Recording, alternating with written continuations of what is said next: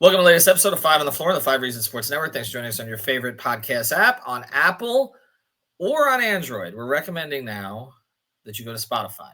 Apple Podcasts takes a little bit more time these days, so check out Spotify. Stream us from there. You can always use Apple Podcasts as a backup. You can also check out the 5 Reasons YouTube channel if you're looking for content around the 5 Reasons Sports Network. One thing we do ask you to do is subscribe to Off the Floor. Use the link right here in the description. You'll bypass the Apple upcharge.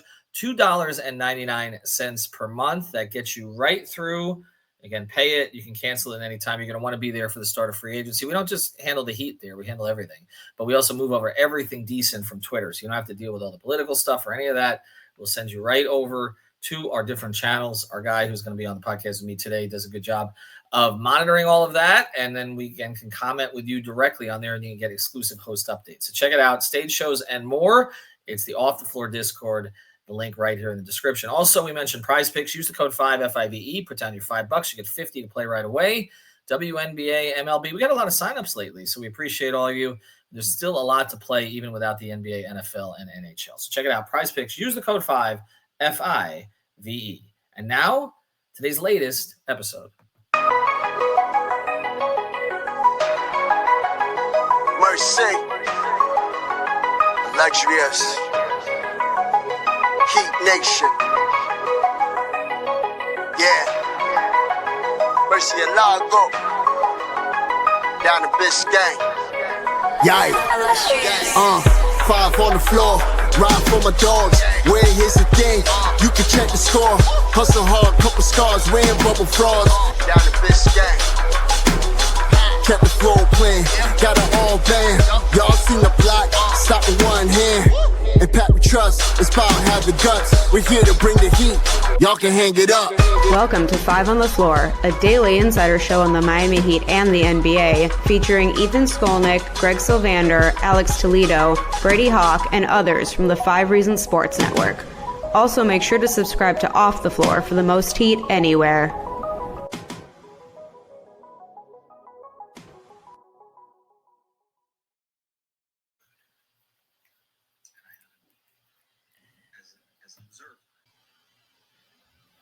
All right, welcome back to 5 on the Floor. Here's today's floor plan. I'm Ethan Skolnick. You can follow me at Ethan J. Skolnick on 5 Reasons Sports. I got Eternal Bast. You can follow him at Eternal Bast. Lots of episodes up right now. You want to know about the Summer League roster? I did that one with Adele. The salary cap situation. We brought on Yossi Goslin from the Third Apron. That's a really, really good episode, and that explains the Duncan Robinson everything that's going into that. Now, that may play out by the time this episode airs, but probably not. So make sure that you check out the episode with Yossi. And also, I did an episode with Greg Sylvander about my thought that maybe finally time to go young. And that plays into the episode that Eternal and I are going to do today. Because on that episode, I got into the Heat's 5-5-5 philosophy. 5 kind of pre-prime players, 5 prime players, and 5 vets to kind of lead the way. And in the case, in recent years, Jimmy Butler was he could have been in both the second and third categories. They don't have him anymore. And so we're taking a look at players on the roster who maybe don't fit, or could they fit, or is there a different way that they fit? And we're going to start here with Andrew Wiggins. So Andrew Wiggins is under contract for next season. Let's start with that. Okay, so this is not a decision that the Heat have to make as far as re-signing him. It's a decision they have to make as far as retaining him, or whether or not it'd be better to move him now if they don't think he's a long-term fit, or if they think he's a progress stopper in some way, or there may be some believers in the organization who think that they can get more out of him than we saw in the playoffs. I just want to start with the stats here, and then we'll get to the contract, because let's just get to the raw numbers. I think it's interesting, the perception of Wiggins and then what he did in Miami, because if you look at his numbers from just strictly last year, let's not get to the playoffs, Eternal, but prior to the trade from Golden State and after the trade from Golden State, he played 43 games in Golden State, 17 in Miami. So again, the sample size of Miami was smaller. There was also a ramp-up period. They were also adjusting to life without Jimmy, trying to put in new systems, all the rest of that stuff. But his minutes actually went up from 30.1 to 32.1. His field goal percentage went up from 44 to 46. Even though he dipped a little from 38 to 36, but 36% on 5.9 attempts is not bad. His free throw attempts went up to 4.6. He still shot in the 70% range. He shot 73% after 78% in Golden State. So passable. His rebounds dipped slightly from 4.6 to 4.2, but his assists went up from 2.4 to 3.3 with the ball in his hands a little bit more. Didn't always go great because his turnover number, which was 2.5, which actually was the highest of his career. But his average of scoring, 19, that would have been his highest since the 1920 season with Golden State. So I'll just ask you this before we start. Why is there the perception that he didn't play well? I think there were certain expectations, and even by some of us on the network, of what he could look like coming to Miami.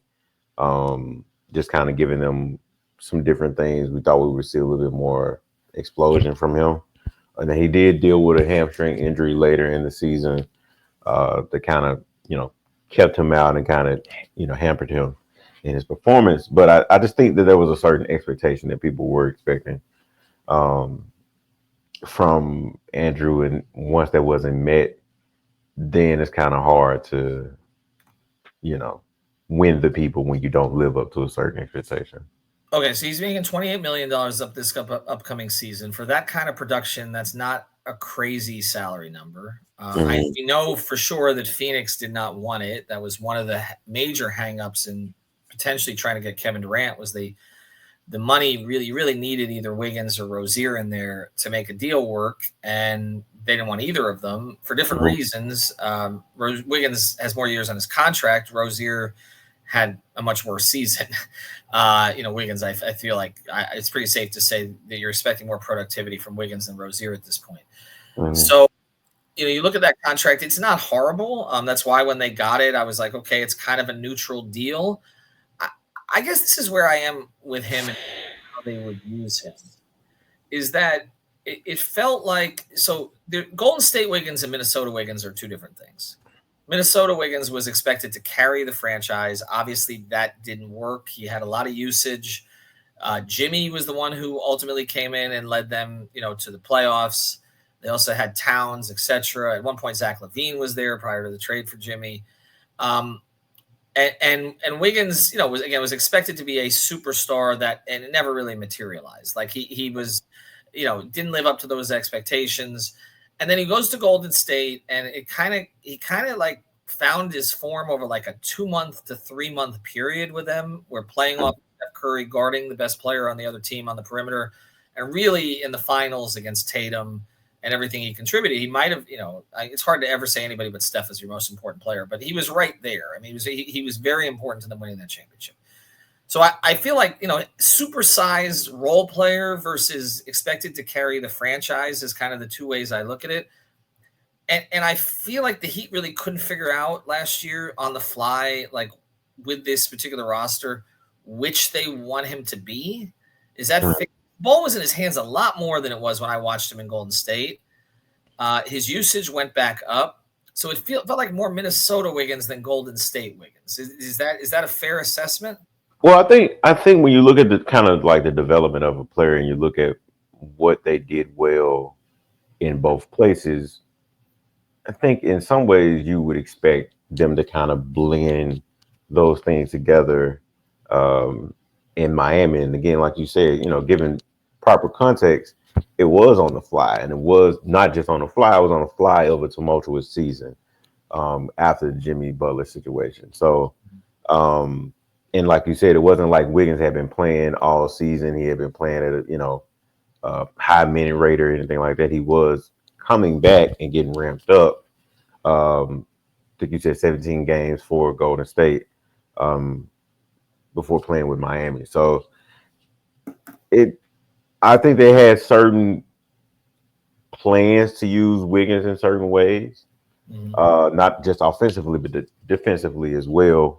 And I think that was another thing that we didn't really see too high of an impact of is from Wiggins. It's just what we expected to see. We didn't see it like that. But I think as they're trying to figure that out at that time, not now, but at that time, was just kind of a filling out process, Ethan. And I don't think it went the way that they thought initially it would go. Okay, so beyond that, and on the other side of this, we'll get into what exactly they should do now. I think personality plays into this a lot. Yeah, Players, right?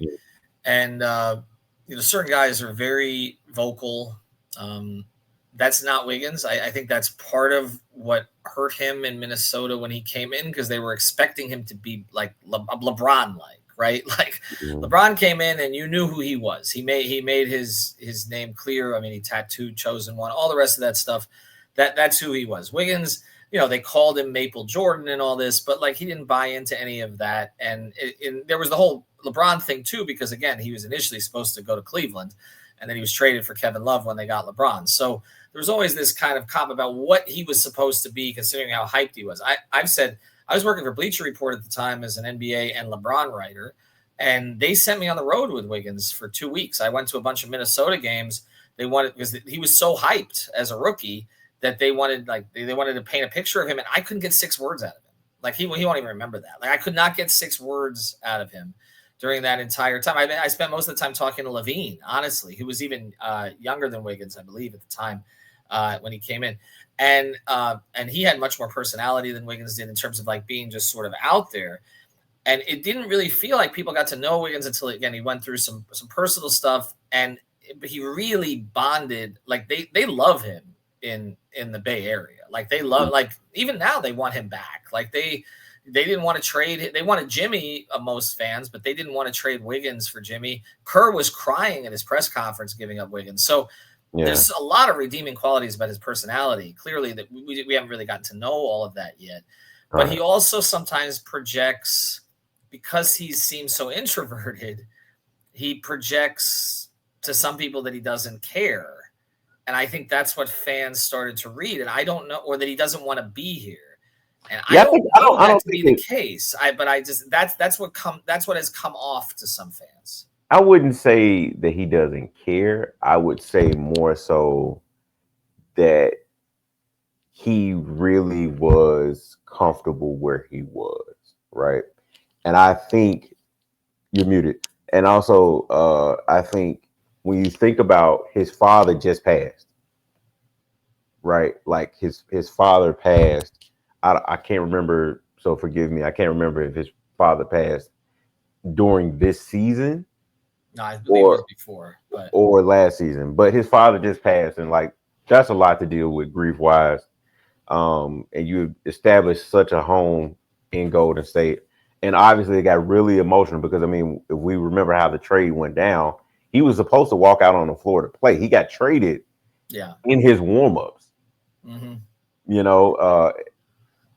So it's I know it's hard for the fans and even us as media people sometimes to kind of put that in perspective of what like the players themselves, along with life stuff going on, like what it means to get traded in the middle. Well, and traded during the season. He'd never been traded during a season before, and that is different. You guys have to adjust on the fly. Kyle Anderson was talking about, and he seemed to enjoy his adjustment to Miami, but he was talking about he hadn't seen his son in 3 weeks at one point, because again, you're trying to find a place to live. There is all that real life stuff. On the other side, I'm going to tell a quick story about Dion Waiters related to getting traded before a game, because I have a story on that one. But I do want to talk then, we'll pivot here in the last few minutes on the other side to what they do now, because there are trade rumors out there, and I think he can help them.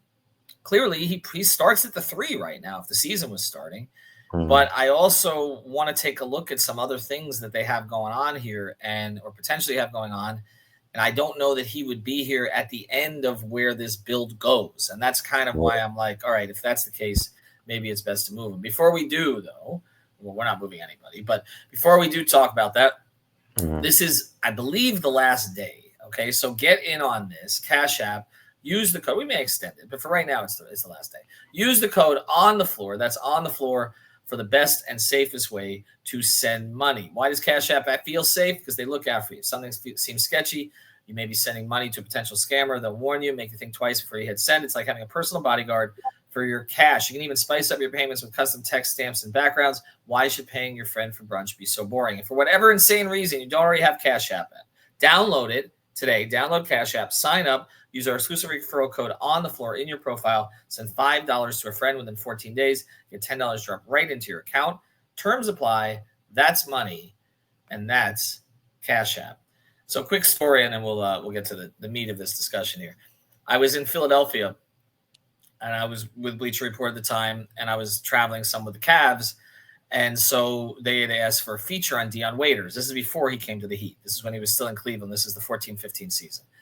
And, of course, this was LeBron's first season back in Cleveland, and, there was a lot of talk behind the scenes that, Dion and Kyrie didn't get along very well, but also that LeBron was kind of tired of Dion's act in some regards, okay, and all the rest of it, even though it seemed like everybody in the Cavs organization liked Dion better than they liked Kyrie. But there was this tension there. So I spent that day with Dion's elementary school teacher across the street from the Brownstone where he grew up, and the basketball court where he grew up, to write a feature about, his upbringing in Philadelphia and all that kind of stuff. So I was actually in the box in the arena in Philly with that teacher and a whole bunch of people that they had brought there for the game. Okay. And Dion was going to introduce as a starter with the Cavs with LeBron. So this was a big deal. So the arena was packed. And then the starters are announced and there's no Dion. We're like, what the hell? And basically what had happened was, and poor Raja Bell, because if you know Raja, FIU, great. He's now in media. I've known Raja a while. Great guy. His son's a hell of a player too. Raja at the time was David Griffin's special assistant. I spent a lot of time with Raja in Cleveland because I didn't know a whole bunch of people there. And he was David Griffin's special assistant, the GM. And so they sent Raja to tell Dion he had been traded to OKC. Right before the goddamn announcement? Yes. That's insane, man. Behind the scenes. And so we're trying to figure out, I remember sitting in Philly, they put you on the floor, baseline, one of the few teams that still does that. And I'm sitting, I think I was with Windhorst and Varden and Chris Haynes and the crew that was covering the Cavs that year that I traveled with. And we're like, wait a second. Like, and then, everybody's on their phones. Where's Dion been traded and all that? I felt so bad. I had not developed a relationship with him to that point, but I felt so bad for him because they were there. These people came for him, and his teacher is texting me from up high, like, where is he? And I'm like, I don't know, because this was all going on behind the scenes. That's fucked up. That's more. So Raja spent only 1 year, by the way, doing this, and then he was homesick from Miami and came back. But I which we all were, because it was Cleveland. But yeah. Anyway, that's go ahead. But that may be why he quit. That may be more fucked up. That's absolutely actually more fucked up than the Harrison Barnes trade. That happened. Oh yeah, well that one too. Yeah. That getting traded right before player introductions. Yes. That's crazy. In your hometown with your elementary school teacher there. That's crazy. And you got them a box. Anyway, let's pivot back to Wiggins. But it does talk about the emotion. I'm glad we discussed it only because this is not easy for guys sometimes. I know they talk about the big money, but it's not. So what would you do? What would you do with Wiggins now? Would you be trying? Are you actively shopping him, or is it just like if somebody deals you expirings and a first round pick that you take it? I would be. Because, and I know it's kind of difficult to kind of say because we haven't really heard anything about an extension for Nico, right? And I think those two things kind of are related because if you're moving Wiggins, to present opportunities for your young guys, like, hey, the 3 spot is up unless they get, even if, say for instance, the LA stuff happened.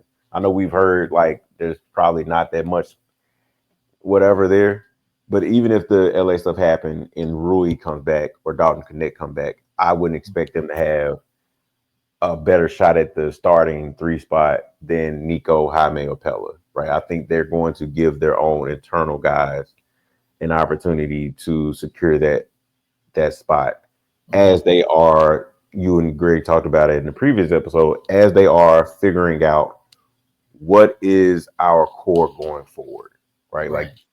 Giving this year, hey, this is your opportunity to go out and prove that you deserve to be a part of the core. Otherwise, we're going to make other plans. So to that point, okay, so I'm going to throw some options at you, and you tell me what you think would be the best outcome here. All right. Okay, outcome number 1 is Wiggins stays. plays the 3, plays about how he played last season, maybe acclimates a little bit better, plays better defense because I don't think his defense was great, as good as advertised once he got here. Okay, does those kind of things, kind of reverts to that, and they win a few more games as a result of it. You know, and which is very possible because he's a talented guy. Okay, all right. Second option is Jaime shows up in camp and looks good. Like looks like he's past the second year doldrums, has found a counter to the counters. Maybe is a little bit more efficient on those spot up stronger stomach corner threes. Yeah, I don't know. I mean, I'm not a doctor, so it's like you mention that all the time. The ankle, I don't know. I mean, like he had some stomach ailment 4 times last year. I don't know. Healthier Jaime and more counters to make you feel better. Okay, so that's fine. So more counters to stomach ailments too. I don't know, but anyway, regardless of which, he shows up and he looks more like the guy we saw the first season that there was such hope about. Right? Okay, that's second option. Third option is that Jovic, they lean into playing big and sort of take their chances with what that's going to look like in terms of guarding out on the perimeter. And I can't see it if your starting lineup is, even if a Davion's there, if Tyler Jovic, I don't see that being their wing group. So I don't see that actually happening, but I understand the offensive reasons for it. Okay. And all the rest of them giving Jovic a shot, but I shouldn't be editorializing here. I should be laying it out. So we've got those 3 options. The other option is they just plug in Haywood for better defense. Okay, that's the other option. And the final option is they see Larson as kind of a connector. And they, you know, and he really shows up and I liked, see his attitude. He has an edge to him. Okay. And I'm curious to see what that looks like in the second season now that he's gotten a little bit more confidence, but the shot's got to get better if he's going to play consistently. Like you have to have more trust in the shot. So those are your 5 options. I know Sean will get upset if he's listening to this, but for the 3, okay, you keep Wiggins, or here's option 6. You can't all right, go ahead. They get somebody for Wiggins that they can plug in at the 3, but like you're right, if it's like Rui, I don't see Rui's not a 3, so that's you're not going to play Rui with Ware and right. I don't think so. No, he can. I mean, he can. It's just he doesn't provide the type of shooting that you would need. Right.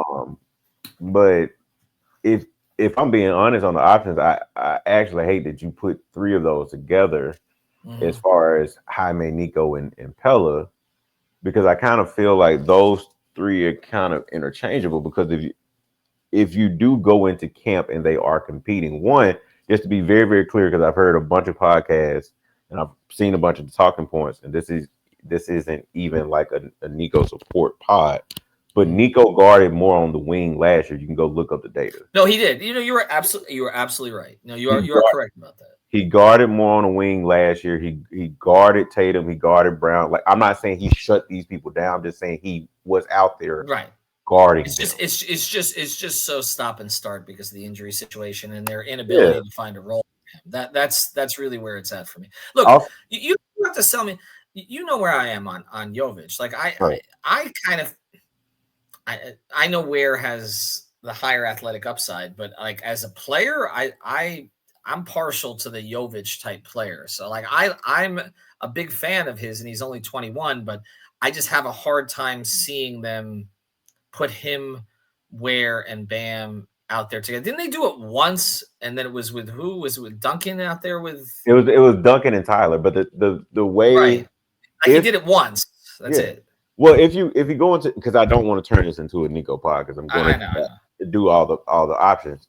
The way is because Nico of those options provide the best shooting, right? Like he provides the most consistent shooting of those options. But is it best for him? Yeah, he can spot up shoot, but I kind of, is the ball going to be in his hands a lot in that? I do think they use more of him on ball. Not as a primary playmaker over Tyler, but I do think they make it interchangeable. And I also expect Miami's offense from Pat Riley's presser, from Spo's presser, just from how they looked at the last couple of seasons. They were bottom of the league in the offense. I do think we see more of ball movement. I know. Well, the draft pick indicates that that's what they want. but also too, if they're going to lean young, right? Mm-hmm. And I remember having this conversation with a couple of coaches on the trips that I made during the season, especially before the season had started and it went to shit, that they had a plan to implement Nico more as an initiator, not as like a full on time run the offense kind of thing. But we saw that right before he got hurt when he was averaging 12, 4, and 4. Like we saw him initiate more. We saw the pick and roll ball handling with him and Khalil and some of that with him and Bam. Like we saw some of that. So I do think you will see more of that going into next season if that opportunity presents itself, even if it doesn't as far as him starting. I think Miami is going to move the ball east and west a lot, east and west, north and south a lot. And I think Nico helps a lot with that. And you don't need Nico to be like an all-star perimeter defender. You just need him to hold up.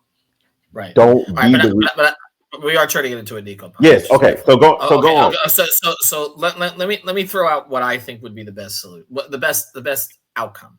I think the best outcome is that Jaquez pops enough in camp that he asserts himself for that spot, because I still think Jovic, if you put Jovic on the second unit as kind of the sixth man and you get some of his creation ball in his hands, I think that ultimately is better for him than burying him as part of that starting lineup, which I think is kind of what would happen with that group to a large degree. And so I actually think the best outcome, do I think that's the outcome that's going to occur? I don't. But that would be the best outcome, because that would suggest that Jaquez, and again, this is if Wiggins isn't here, so we got to pivot back to Wiggins. Yeah. If that would suggest that Jaquez showed enough that he earned that spot, and then I think you have something with Jovic off the bench. But ultimately, if Wiggins is here, he is going to start. There's no way around that. He's going to start ahead of all of them. Yeah. So if that's the case, and we're talking about unless something unforeseen happens and like either Nico or Jaime come in and just blow, Wiggins is going to start. Andrew Wiggins is a starting level player in this league. He's going to start. That's why I said Spo is going to start him over any of them. But that's why I'm saying, like, is it better to move him now if the end result of him starting is not really getting you going with this youth movement the way that you want, even if you may win a few more games? Is it better to move him? And what is the baseline for what you would move him for? Yes, that's the question, I guess. Yeah, yes. So to answer your question and to not wrap up the episode, but to answer your question, I think trading Wiggins now helps you for the short term and for the long term, because you need to clear out a path for your direction. Sorry, Sean. But to clear out a path for your direction, because you are in a position of a much older Jaime, Nico coming out on an extension, you need to know what you have. That way you can know what to do in the future. Like because you have time on Khalil, you have time on Casper, right? You have your 1 in 5 positions secured for the moment, for however secure they are. You need to know what you have in your older first rounders who aren't that much older, but you need to know what you have in Nico and what you have in Jaime, because they're closer to having to get paid. Right, exactly. And that's really how this works. And so I'll leave it here with my thought on this. I think Wiggins can help them win games this year. I do. I still think he's a good NBA player. I think he's a better fit for other teams at the stage that they're at than he is for the Heat right now. Right. He feels more like an innings eater for the Heat.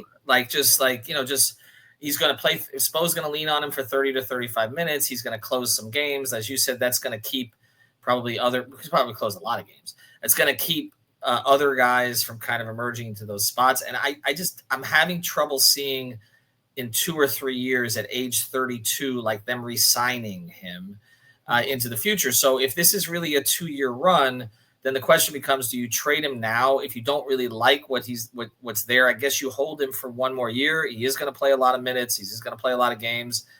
And then he's expiring the next year, and he's easier to move at that stage for something more. But I think it is a limited subset of teams that will look at him, even with the cap going up, the tax going up and all that, as great value at $30 million a year, roughly. I think there are teams that could talk themselves into him. Phoenix obviously wasn't one of them. The Lakers, that's why that one kind of hit me a little bit, because I could see themselves talking themselves into him. Now, I can't speak to those reports. I know Anthony Irwin is a good reporter out there, had reports about the conversations. I don't have anything direct on that. But it did make some sense for them and for the Heat to a certain degree. It did make some sense for them to add a player with LeBron and Luka who again has filled that kind of role before, right, of defending the best player on the other team, because LeBron's not going to do it, Luka's not going to do it. They don't have anybody to do it. So getting Wiggins in that situation, plus he's 35 to 37% from three on decent volume. Those guys are both two of the best passers in history.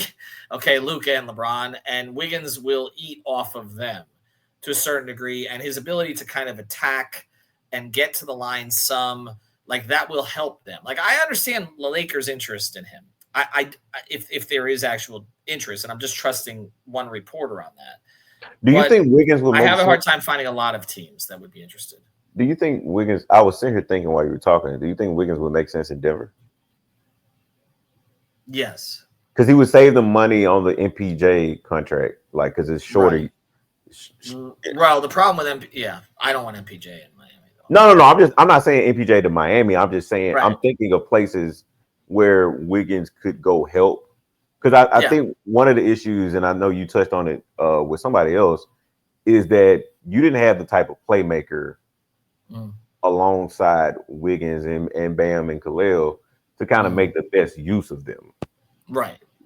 So I think that's another thing that kind of Wiggins, I think at this stage, you don't want to put the ball in his hands and get out of the way. You don't. We saw some of that last year, and his handle is honestly his single biggest weakness, I think. So I don't think you want that. I think what you want Wiggins is as a secondary, action guy in the offense. Like, ball rotates, okay, defense is bent, and I think he still has the ability to get to the cup, force some things, hit that mid-range. When he gets comfortable with that mid-range in rhythm, the three worries me sometimes with him because he has no arc on it. So, but it ends up at 36%. So his shooting is not bad. It's just that there are games where it's like, and then there's others that he gets in a rhythm. He is a rhythm player to that degree. I don't know if him getting in a rhythm with Miami is the best thing, because it takes the ball, like you said, takes the opportunities out of the hands of some other guys who we need to see, who they may need to see. So him actually playing well, yes, he had a 42-point game, he had a 30-point game, but there were also a lot of games where he's like, it's not just that he gets a quiet 18, it's like a non-impactful 18. I know points are points, right? But is that fair? It's just like you look up and you're like, no, I didn't really feel his impact on the game, and yet he ended up with 18 points and 4 rebounds. Okay. So I think we need to clarify this, and as we do more episodes, like add a little bit more education. When we say words like impactful or like that's an eye test thing, though. See, I'm not educating anybody with that. That's just my perception. It's just like, I didn't even know he was here, but yet he had 18 points, Because how did he affect the defense to get those 18 points? You know what I'm saying? Like, how did it? He's not forcing triggers. That's the thing. There are players who, and the single biggest problem, we'll close it here. The single biggest problem with the Heat offensively right now is you are only as good as many players on your offense command a double. Right. Okay. Because that's how you create triggers. That's how you bend the defense. That's how you get it. Then you move it side to side. You get your guys in advantages. Jimmy commanded, for all the criticisms I made of him, you had to double that, guy. Okay. You had to. When he was getting going, like, you had to send help. Okay. You better. All right. Bron, you sent help, and then he's going to whip a pass to the other baseline, okay? And there was going to be a Battier or a Miller or an Allen or a Chalmers or any of those guys, or kick to Dwayne, and then all of a sudden he was 3 steps in the lane with the ball. Like, they don't have a LeBron, they don't have a Jimmy. Tyler is a really good player, all right? But when the doubles come to him, it's impossible for him to then create the advantage.